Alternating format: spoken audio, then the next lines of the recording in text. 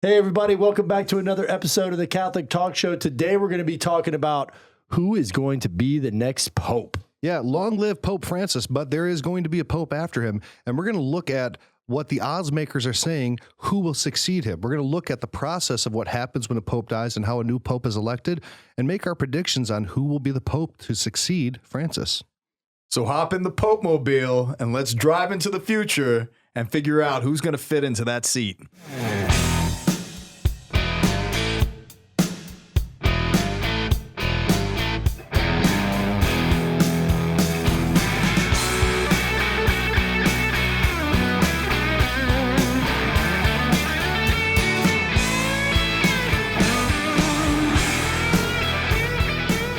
We're back in the U Catholic Studios for another episode.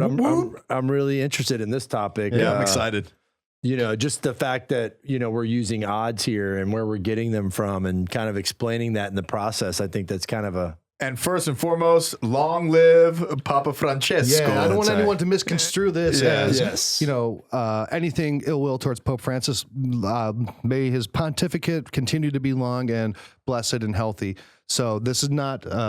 anything towards him. I just want to make sure that's very clear. But the history of papal betting and looking at who would be the next papal betting? Yes, absolutely. Betting. Yes. It's a thing. It's not a thing. vetting. No, betting. Betting. People bet on who the next pope's going to be. People will bet on anything, and there has been a long tradition of trying to predict who will be the next pope. And in today's world, we even have real odds made from the people who make the odds for the NFL and stuff like that. Right. So this is crazy. Yeah, This is Paddy Power. This is Paddy Power out of Ireland, and they've been a book for probably over a century. If you've ever been to Ireland, you can walk down the street and there's just Paddy Powers everywhere. And you can just go take action on any game you want. Yeah. Any weird, they have so many crazy things you can bet on. Yeah. And one of the things they do is bet on papal popes. odds. Yeah. Now that's not in Vegas, is it? No, it's in Ireland. It's only in Ireland. Yeah. Yeah. I mean, I'm sure there's probably some Vegas people that picked up on it, but Paddy Power was the first to start Absolutely. that. That's pretty interesting. I didn't know that. Yeah, there's other ones like My Bookie and stuff like that who do these odds, but Paddy Power is the one who kind of first done that. But, the tradition of trying to pick the next pope goes back for almost as long as there's been a pope. Mm-hmm. There's always been jockeying and conjecture. There's even a specific term for people who are considered able or candidates to be the next pope. But before we get into the whole process where we talk about how a pope is elected and what governs that and what cardinals that really have the best odds of becoming the pope after Francis, why don't you tell everyone how they can connect with us? We want you to make sure to visit us on all of our social media platforms, Facebook, Instagram, and Twitter. As well as, if you consider becoming a patron, you're going to support our show financially so that we can move this material into new markets. So go to patreon.com/Catholic Talk Show, and you'll see different tiers that you can give to. And then we'd like to give back to you cool hoodies, coffee cups, and a number of other items to show our appreciation. So going into the appreciation of the role of the successor of St. Peter, the Vicar of Christ, I had no clue that people bet on that. I'm shocked. Yeah. I mean, and even on some websites, Paddy Power has their own Pope Mobile that they drive around. I'm looking at a story here where there's a guy dressed up like a pope smoking a cigarette by what appears to be a replica Pope Mobile. Yeah, Paddy Power's crazy. We're not going to get into gambling here. We're just using this as or the odds. ethics of gambling. Right. We're not doing that. We're just using this as an odds generator, if you will. They did the research for us. Right. We're going to use it as Nobody's placing a bet here, nor do we want you placing a bet on this. That's macabre, but it's also interesting. It is interesting. So I guess we'd have to talk about what would lead up to the need for the election of the 267th successor of St. Peter. And that would be the current pope would have to go to his eternal reward. And then a whole litany of things begin to happen automatically. The processes and the procedures of electing a new pope. So what happens when a pope dies and what are the procedures? So immediately when the pope dies, the Camerlengo of the Catholic Church, the Camerlengo is essentially, I think it's like Italian for chamberlain, right? It's kind of like not a butler, but something kind of akin to that. And the Camerlengo will then confirm that the pope has died in years past, and they would hit the Pope on the head with a silver hammer. Make sure he doesn't wake up. And they would hit him on the head with the silver hammer and call him out by his baptismal name, not by his papal name. And if he does not respond after 3 times, he certifies that the Pope has passed away. And then he delivers that in writing to the dean of the College of Cardinals. Have we progressed past that at all? No. There's still a silver hammer. No, Okay. I don't think guys are being hit in the head anymore. No. But they do take, the Camerlengo does then take the ring of the fisherman off the hand of the Pope and destroys it as a sign that there will be no more official proclamations from this papacy. After that, a whole slew of things start to happen. Then 15 days from that point, a conclave will be called, right? Conclave. Conclave. With the keys, they lock the doors, and the cardinals begin the electorate process, and then also the lobbying and the conversation, the politicking that takes place in that. So conclave, it comes from, like you said, from with the key. And I guess the modern sense of it and why they call it a conclave came from the papal election of 1268, which lasted until 1271. God bless America. That was the longest, what is known as the interregnum. So when there is not a pope, you are now, it's officially a sede vacante. Yeah, sede vacante. Yeah. Right. So this is not for all you. The seat that is vacant. Not for all of you Cardinal Syrah people out there who think that the seat is vacant now, because it's not. But that is actually what a sede vacante is when the Pope is dead and we enter an interregnum. During that time, all of the people who hold power in the Vatican lose their jobs, besides a few people. With the exception in the tribunal of the Apostolic Penitentiary that is still operative in sedes vacante. Yeah. And then there's a few others, but only very few people. And essentially, the Camerlengo then becomes the regent of the Holy See.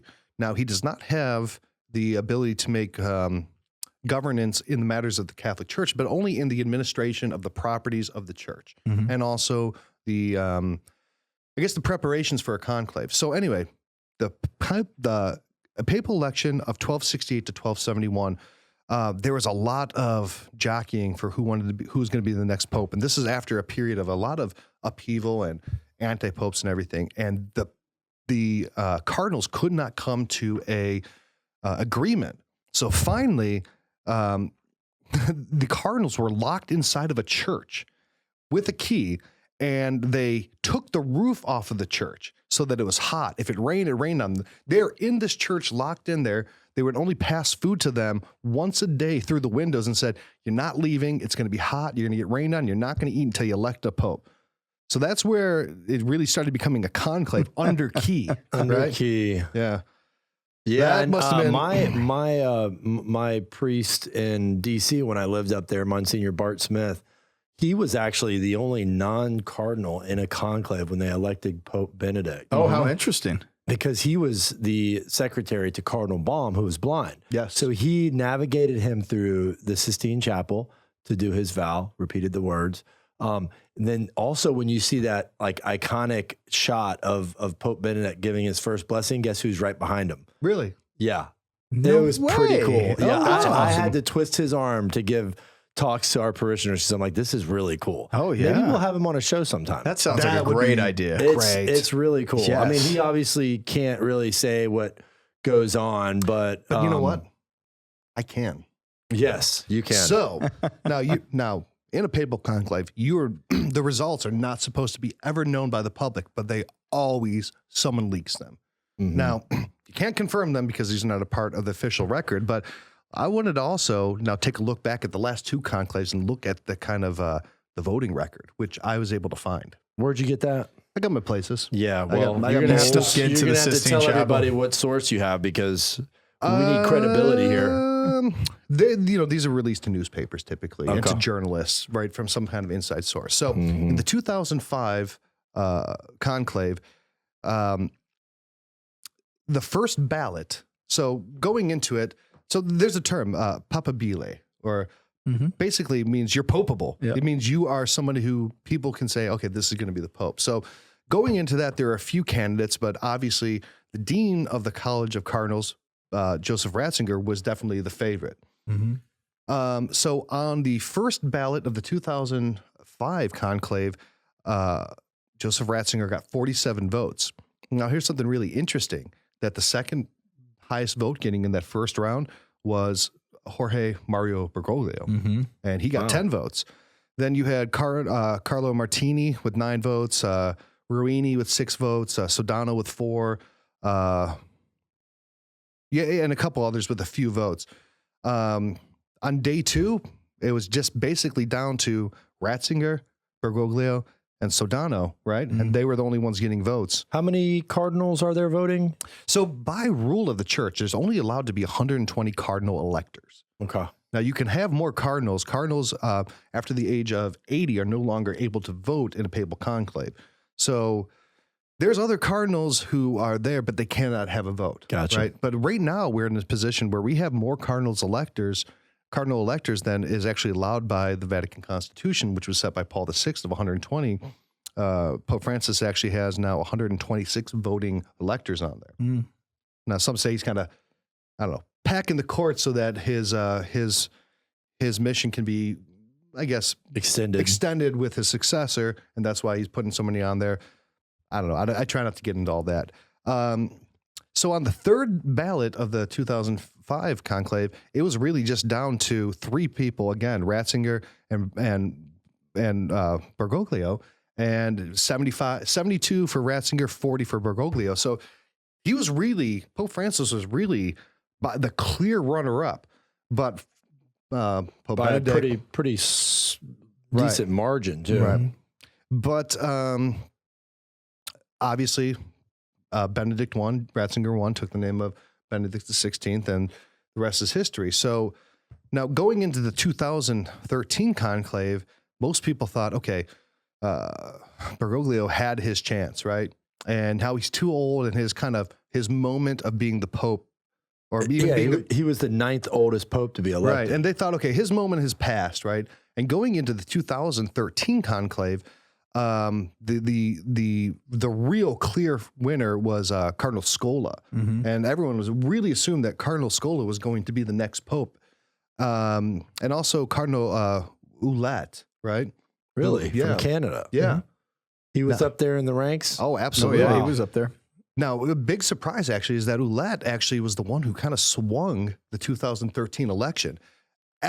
So you had 2 non-Italian popes in a row, and the Italian cardinals are the biggest elector block. And everyone thought Scola was going to run away with this because the Italians were going to want another Italian pope. But on the first election, Scola only got 30 votes. And again, Bergoglio got 26 and Ouellet got 22. So everyone was kind of shocked that Scola did so poorly, even though he was in the lead. They did another ballot during that conclave, and actually, according to these reports, someone accidentally misspelled Bergoglio and wrote Broglio, and they had to throw out the whole vote. Oh, wow. But Cardinal O'Malley actually got 10 votes, so he was in 4th place in the 2013 election. O'Malley is such an impressive cardinal, man. He's such an impressive man, such an impressive priest. But as a church leader, I remember I shook his hand in Rome one time, and I mean, like, the guy's hands are massive. He's just a very strong figure. I think of like a type of a Saint Peter kind of a person when I think of Sean O'Malley, for sure, Cardinal O'Malley. Yeah. So these are going to play into the odds here. They absolutely are. So, but then in that first vote, 13 other cardinals got votes. So it showed kind of a wide. Syrah got votes. Leonardo Sandri got votes. Gianfranco Ravasi got votes. Cardinal Tagle, even from the Philippines, got votes, and he was very young at this election. I think in the media going in, the favorites were Cardinal Turkson and Cardinal Scola. And when Cardinal Scola did so poorly on that first ballot, and then you had Ouellet and Bergoglio, well, basically, eventually, Ouellet threw his supporters and said, support Bergoglio, and that kind of pact is what got Pope Francis elected. Wow. Against the odds where everyone assumed Scola would win, but when you had those 2 cardinals putting their supporters together under one candidate, that's how we got Pope Francis. Interesting. Yeah. So, I mean, just the odds that were Now, generated. look, those are all apocryphal. Those are according to leaks. That could be totally wrong, but I'm pretty confident in those sources that was accurate. Now talk about Patty. What is it? Patty McDougal? Patty Power. Patty Power? McDougal. Yeah, they're riding around in their Pope Mobile. So who won? Do we know that? Like as of 2017, Cardinal Tagley was a 5-1 favorite. Tagle, followed by Cardinal Turkson. So actually, I've got all the odds here. Well, listen, I'm not done. Okay. Cardinal Ouellet is coming at 8-1. This is good to see where the odds are now as against. Oh, it's against 2017. Oh, right? Gotcha. Cardinal Sean O'Malley was a 10-1. Kevin Joseph, 20-1. I have no idea who that is. Timothy Dolan, 20-1. Now, they do have a couple of outliers in here that are very important. One is Bono from U2. He is a 1,000-1 long shot. And Richard Dawkins, the atheist, he is his odds are 666-1. I see what they did there. oh my God. So what do you got now? Where's the most recent? Because Patty Power doesn't let you on their website from another country unless you're running a private browser or something. I was able to find a way. Okay. I'm very resourceful like Not that I'm betting online or Not anything. that I'm doing that. Actually, I don't bet. I'm way too Slovenian to bet. I just don't like doing it. Yeah. That's right. So going into this election, these are the odds-on favorites to be the next pope after Pope Francis. Yeah. And here they are after a word from our sponsors. So a word from our sponsors, we want to give a big shout out to Exodus 90 and Covenant Eyes, two of our biggest sponsors. Moving forward as a community, we need support. One, in Exodus 90, it's a great program for men to really lock in and live out 90 days of asceticism, prayer, and fraternity. And growing together over a 90-day period of time will help reassign not only your activity day in and day out, it redesigns your brain and gives you a time of renewal. So check out Exodus90.com, and CovenantEyes.com is a wonderful software out there to help people overcome addiction to pornography and masturbation. It gives you an ally, and it gives you a screen accountability so that your ally can support you overcoming tendencies and habits that may not be the healthiest for you. So we give a big shout out to Covenant Eyes as well as Exodus 90. And for a time period, if you go to CovenantEyes.com and put in the promo code Catholic Talk, you will get a 30-day free trial of all of their resources and set you up for success.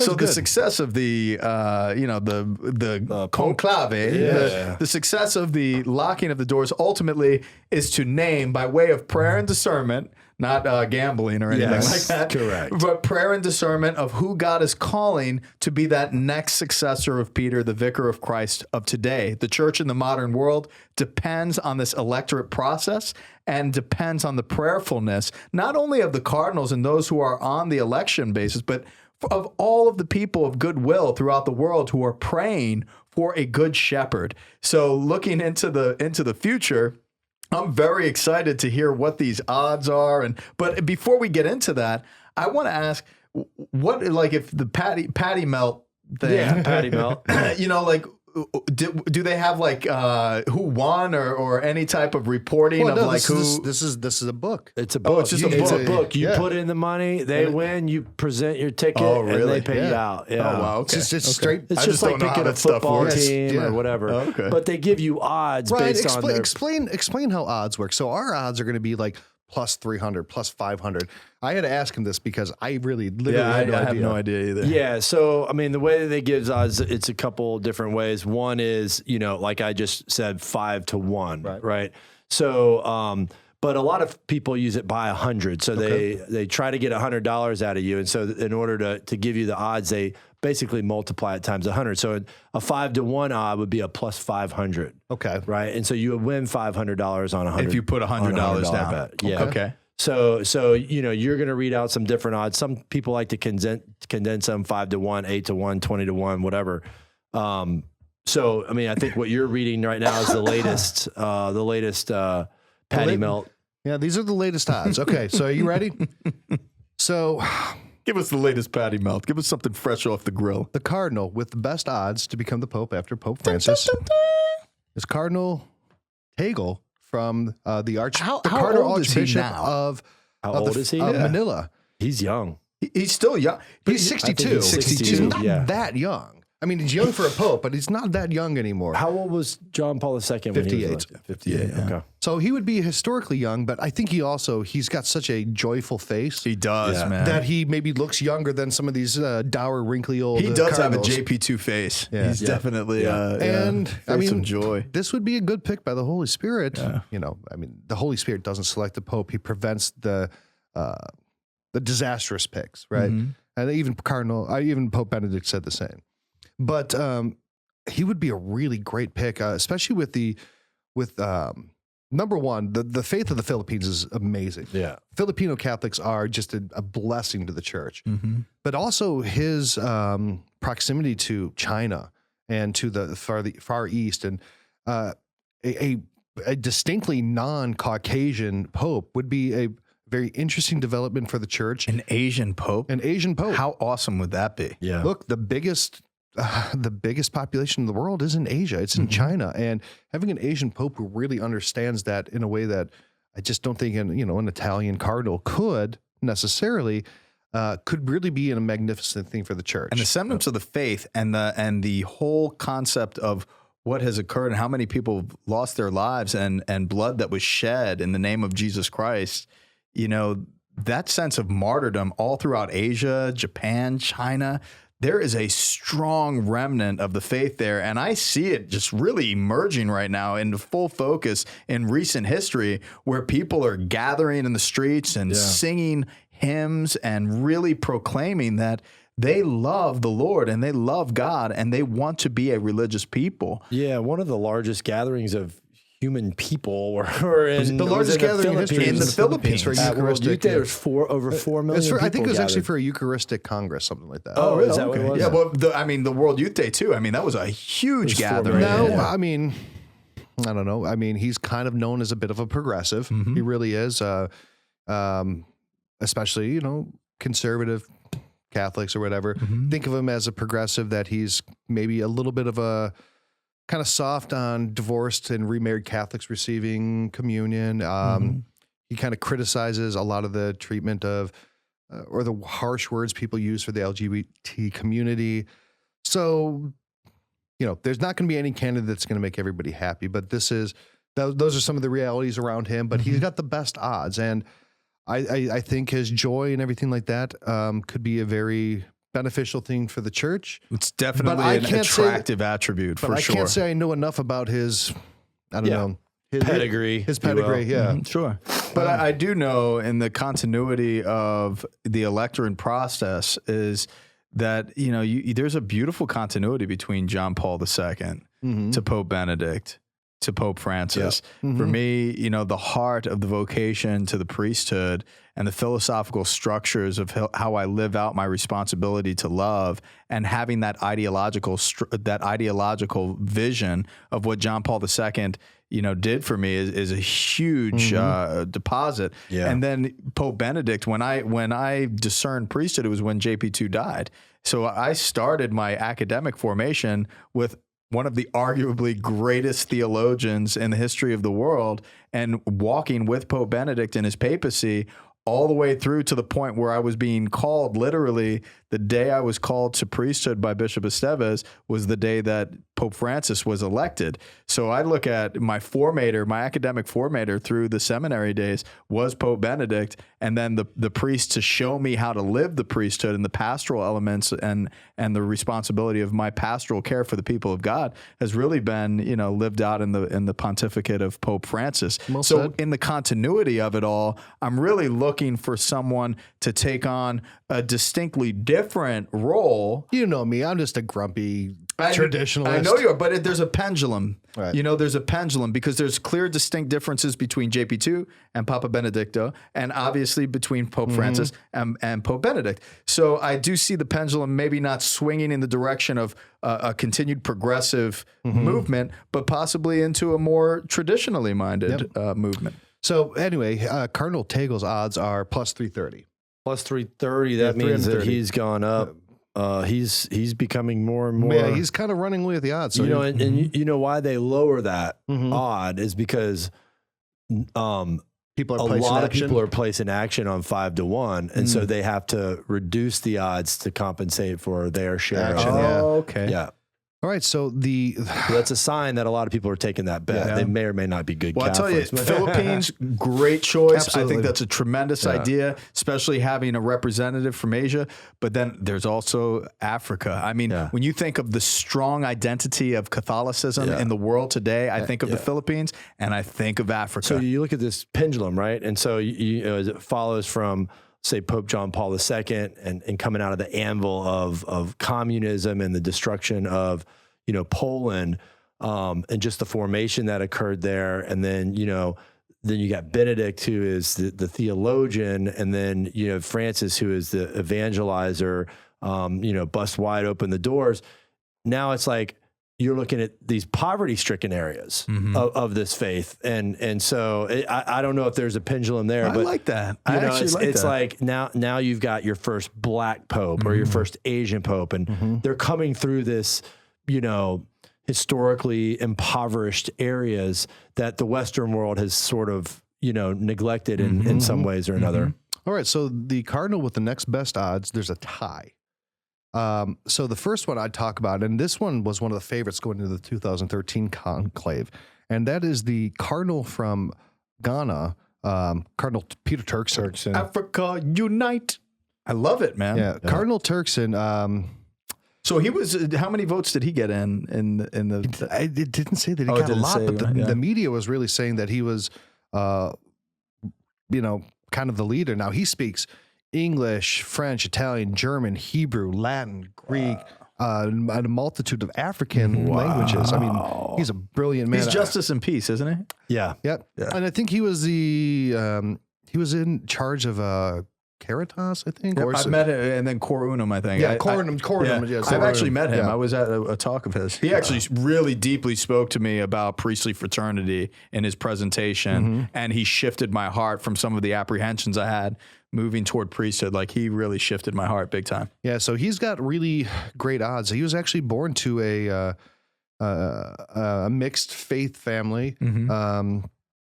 He is how old? He's 70. So 70 again, years old. he looks so much younger than 70 though, because he's kind of got a really joyful countenance. I really, really would love a pope from Africa. I really feel that the Holy Spirit is going in that direction. It would be a really joyful thing. I mean, his father was a carpenter too. Yeah. Oh, he cool. was. Yeah. Look at that. Wow. Not bad. Fitting. So he's at plus 500. But then there was a tie? Yes. So the other cardinal at plus 500 is Cardinal Marku. Yeah. Oh, so Ouellette's how old is Ouellette now, though? 75. That's not really too old. Yeah. That's kind of in the papal wheelhouse of age. So in a couple of years, they went down from 8 to 1 to 5 to 1. Yeah. So he's getting good action. Now he was the primate of Canada and the Archbishop of Quebec. And I think he had a really big role, correct me if I'm wrong, in the catechism, or is that Schoenberg? Schoenberg. Schoenberg. And he was, I believe he's CL too. Ouellette is CL. Yeah, I'm almost Liberation. certain. What is that? Communion Liberation. It's the movement from Giussani from Milan. Okay. And it's a youth movement. It's an excellent program. If you're out there really wanting to find a cool, approachable spirituality and way of life, it's definitely that. And if I was to belong to any type of movement, which I'm really not. I'm a true diocesan guy, so I love to appropriate all sorts of stuff and my own spirituality. But if I were to belong to something, a movement, a religious order, it would definitely be CL. CL is a pretty impressive community. Again, Communion and Liberation that was founded by Giussani. How interesting would it be to have a Canadian? Oh yeah, I think that would really Born and raised. Yeah, I mean, I really think no American has great odds because I just don't think they want to elect American because America basically has a hegemony type power over the world, and having the Pope and the most powerful country is probably too much for the cardinal electors of other countries to want to invest in one society. One thing to consider about his odds too is that he is 75 years old, right? Which, you know, that's high up there, and I don't know how that works with the voting, right? You know. And I mean, as Pope Francis's pontificate hopefully goes longer, then you his odds will start to decrease as he starts to age out of that that papabili type role. But right now, so he's at plus 500, tied with Turks, and now really close behind at plus 580 is Cardinal Schönborn. Now, Really? Yeah. Huh. He's getting up there too. I've met these guys when I was at Ave Maria University. you've met all Cardinal these ones. Lad. I've met Cardinal Schönborn as well. Schönborn 74. Yeah. Yeah. So he is a German pope. He had a lot German to, pope. No, I'm sorry. That A was German very. cardinal. You might be prophetic there, Shield. Yeah. He's actually, is he a Dominican? Yeah, it says he's a Dominican, which is interesting. Yeah. We haven't had a Dominican pope since Pius V, I believe. It contributed greatly to the form of the catechism. Close covenant with JP2 as well as Pope Benedict, and So he also worked as a prefect for the Congregation of Bishops, and his role was selection of new archbishops. He was instrumental in Scola's, Angelo Scola, Chaput, Tegel, Okay. and Charles Morad. that's a good track record. That's a good and track talk about record. administration. That's like pretty that. impressive. Yeah, That's that's a nice lineup. So still hanging out with good odds, and this is now 3 elections later where he's been hanging out, is Cardinal our Archbishop Cardinal Scola with plus 600. Yep. So he's 77, but he's still hanging on. He's an impressive person. Yeah, Impressive cardinal. I think that's still the idea that an Italian block of voters wanted an Italian pope, and he's kind of the guy. His father was a truck driver, which is kind of awesome.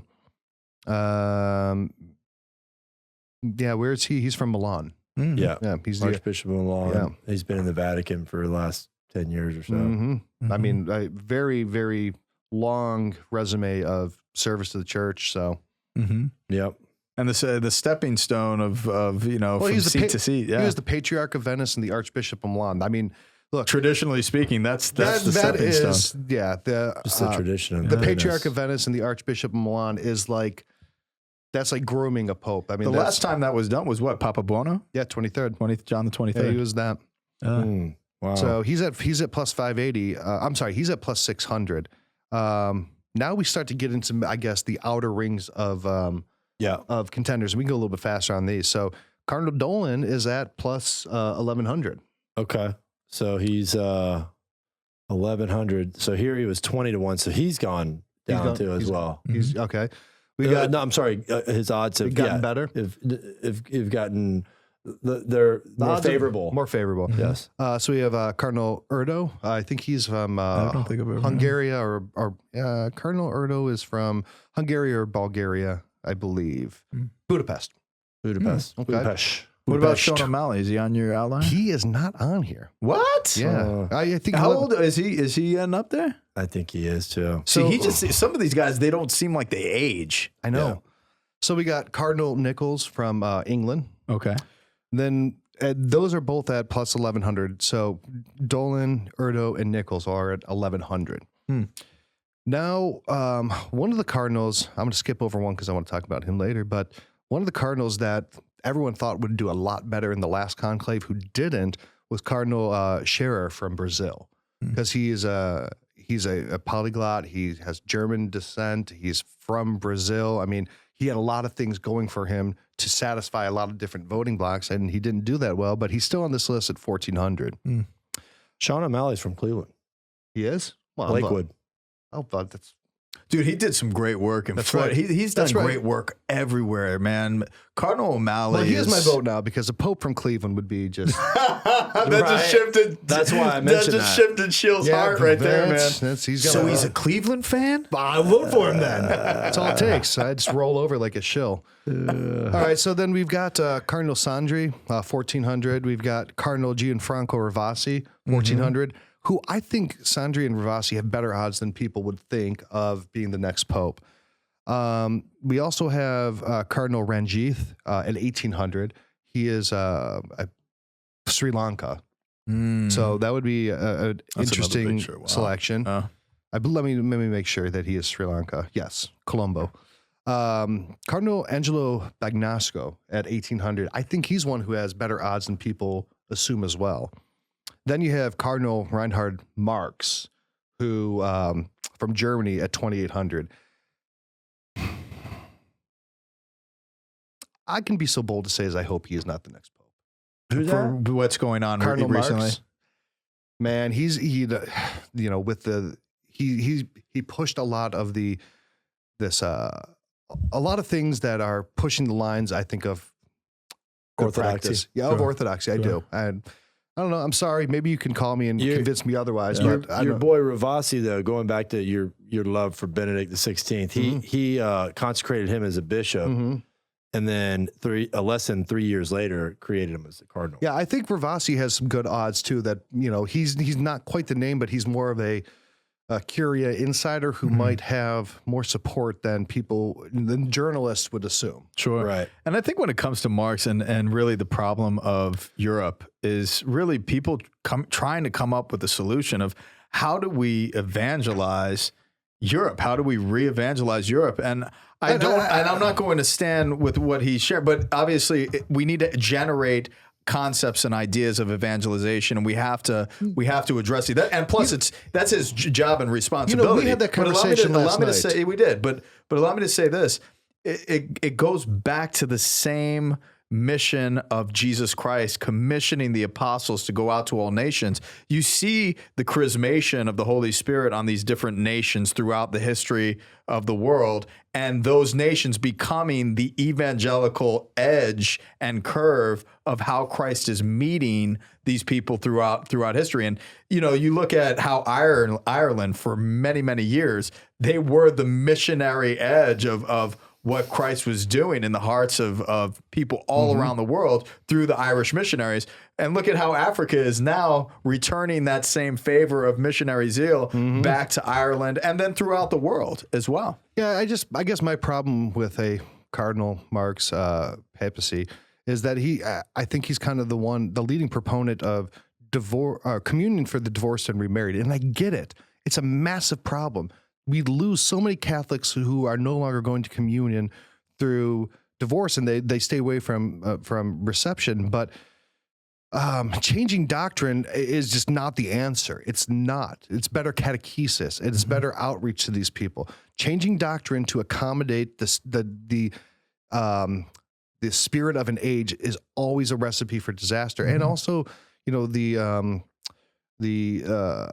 Synod on the Amazon, he's another one kind of pushing for the concept of married priests. So I'm sorry, married priests and married priests being the norm. No offense, Father Fletcher, you're my homeboy. But married priests being the norm and then reception for divorced and remarried, I'm not okay with. I never will be. And I don't, I would tell the cardinal that to his face. And I don't know if that's exactly the nuance of the position. Tell it to your face. And I do believe that these people have absolutely the best interests of the church in their heart. This is how they say, look, this is how we address the issues we're facing. I just fundamentally disagree with that, but I still do think they have all the love for the church in their heart and more love and more accomplished Catholics than I will ever be. An administrative action that gives the allowance for the furtherance of this problem that we're facing of, cultural divorce being just a regular thing. I don't think that's the approach. I agree. Right, but at the same time, I can see why he came to that conclusion. Of course, because what is more expedient of our care? It should be pastoral care for those who are going through divorce, who are suffering divorce. One of my first moves as a pastor was to bring in a local counselor and psychologist who has a great reputation to provide services on our church grounds for people who have suffered a divorce and who are suffering through a divorce, and being able to provide care for the children as well as the respective husband and bride that are going through it, because there are a lot of people suffering. But we need to be there pastorally present to shepherd them through the process and then help them go through annulment, help them go through. I agree. And I know what you're saying, and you're right. And that's why I'm not a priest, and that's why I'm not a cardinal. That's why I'm just a grumpy blah, blah, blah, blah guy. We have a confession. Right. I say it to your face. I'll say it to your face. It's taken a year to be able to get this confession from you. I get it. I love you, but brother. I don't think it's right in all situations. And that's why, like I said, I am positive Cardinal Marks is a better Catholic than I could ever hope to be, and he's accomplished so much. And I know he has the best interests of the church at heart. I just fundamentally disagree with that. And that's okay. And I'm sure with his council, with the Congress, with all these different approaches of having these conversations, that's why these cardinals are put into positions of political dialogue, because they have to work through it and come to some type of executable pastoral plan. They have to do it. That's their job. But at plus 2,800, I don't think I'm going to have to worry about that anymore, because he doesn't have great odds. And I'm not, true. But I'm not advocating that, hey, we should just let everybody go willy-nilly and everybody get divorces and just come to communion. No, like there's a pastoral process. Absolutely. And that process includes healing. And if you have gone through a divorce, you need to go through the process of healing. That's what the church is there for, to walk you through the pain and to talk about it, to listen and to guide you to the greater place of becoming and opening yourself up for a bond that will last and that will be sacramental. All right. So then the last couple on our list, Cardinal Raymond Burke at plus 3,300. Not great odds, but he great man. He's out there. He's really, really great man who's got a lot of bad press, and there's probably some tension there between his fellow Cardinals too. Yeah, there probably is. Oh yeah. With the and I've had breakfast with him, and he is like the sweetest. That sounds like a great show, like breakfast with Cardinal Burke. I don't know about a show. He's just like a sweet old farm boy with very loving. He's very gentle and very gentle. Tough. I've met him so many times. I've had breakfast with him. I was in his office in the tribunal in Rome. He's incredibly pastoral. Oh, amazingly pastoral. Nice guy. Nice guy. I mean, he may have a 30-foot Kappa Magna behind him, but that's not because he's a self-aggrandizing person. That's because he believes in the proper, giving the liturgy beauty. I mean, he's a personally incredibly humble and simple guy. But he honors the tradition. Right. He honors the practice. But I could also see how some people look at that and say, well, that's a bit over the top. Or at least the other cardinals or people maybe on the more liberal or progressive side of the church. I get their position. I just don't agree with it. I mean, I wear a Columbia shirt, know, and no collar a number of days in office, and wear it underneath my owl. So like I would probably be, in your line of thinking, I'm not voting for you for Pope. Well, I'm definitely not even in. What would mine be, like a plus? They can't even make a number that big. No. But no, like, I think he honors it. My style wouldn't be that. Yeah. But, look, it's the universal church. That's not going to happen, dude. But it's the universal church, and it swings, it ebbs, it flows. There's a pendulum to it. The central person to the church is Christ and our service of him. Now, here's one that I think maybe we can all agree on, and we missed his name on purpose earlier, but he's at plus 1,300 odds, so pretty good, kind of middle of the pack, is Cardinal Robert Syrah. I know, I love that guy. I mean, a very faithful cardinal, an African cardinal. He's in his he's probably a little bit too old right now, but that'd be great. Late 7. I think he's late 7. He is. I'll tell you exactly how old he is, because I send him birthday cards every year. He's 74. So he's not really too bad. So that would be a good one as well. All right. So those are the odds for the next pope. So Tegel leading the odds, then Ouellet, Turkson, Schönborn, Scola, Dolan. Those are kind of your top contenders. And then the other ones. So, will that work out? I mean, only the Holy Spirit knows. And there's a saying that he goes into a conclave as the pope leaves as a cardinal. Right. And that's the old saying that if you're going in expecting to get elected as pope, you are not going to get elected. Now, one last thing before we jump off this episode is they also take odds on what the next papal name will be. So what will be the name that the next pope will take? So at 330, and the leading name for the next pope is Leo. Ooh. So that'd be Leo the 14th. Tied with that would be Francis II at 330. I don't think that's going to happen. Gregory is a very popular one. Well, at 400 is John. At 400 is Pius. At 750 is Benedict. At 750 is Gregory. Plus 400 is Peter. Not going to happen. Plus 900 is Paul. What about Valentinius? He's on there. Is he really? I made sure I got that odds for you. At plus 1,000, John Paul III. At plus 1,000, Clement. At plus 14, Boniface. Plus 14, Innocent. Then we have Stephen, Alexander, Joseph. Marcellinus. At 1,700. We have Urban and Celestine at 2,200. We have Anastasius at 2,500. And that's probably if we get an Eastern Pope, which I'd be cool with. That'd be great, you know, a Byzantine Catholic Pope. That would be cool. I don't think that could happen because they would be part of an eparchy. So that actually probably, well, no, it could happen. I don't know. I mean, anything can happen, right? You're baptized, you can become Pope.